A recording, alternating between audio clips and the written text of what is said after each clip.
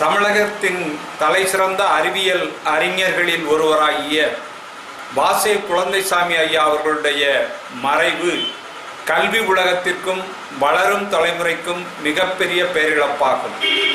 வாசே குழந்தைசாமி ஐயா அவர்கள் கரூரில் வாங்கலாம்பாளையம் என்ற சிறு கிராமத்திலே பிறந்து கரூர் நகராட்சி மேல்நிலைப்பள்ளி உள்ளிட்ட பள்ளிகளிலே படித்து நாட்டின் விரல் விட்டு எண்ணக்கூடிய அறிஞர்களுள் ஒருவராக திகழ்ந்தவராவார்கள்.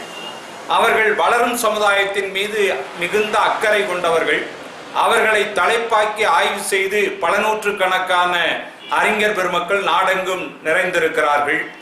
ஆடு மாடு மேய்ப்பதிலிருந்து அண்ணா பல்கலைக்கழகம் வரை என்ற அவருடைய நூலும், குலோத்துங்கன் கவிதை என்ற நூலும் அற்புதமான படைப்புகளாகும். அவர்கள் பத்மபூஷன் பத்ம விபூஷன் பெற்றிருந்தாலும் கூட கரூர் மாவட்டத்திலே வளரும் தலைமுறைக்கு தன்னுடைய பணியாக 18 ஆண்டுகளாக கல்வி திருவிழா நடத்தி ஒவ்வொரு ஆண்டும் ஆயிரக்கணக்கான மாணவர்களுக்கு பாராட்டும் பரிசும் வழங்கி வருகிறார்கள். அவர்களுடைய பெயராலேயே ஒரு ட்ரஸ்ட் ஏற்படுத்தி அதன் மூலமாக கரூரிலே ஆய்வு மாணவர்களுக்கு உதவுகிற வகையிலே ஒரு அற்புதமான பணியும் விரைவில் துவங்க இருக்கிறது.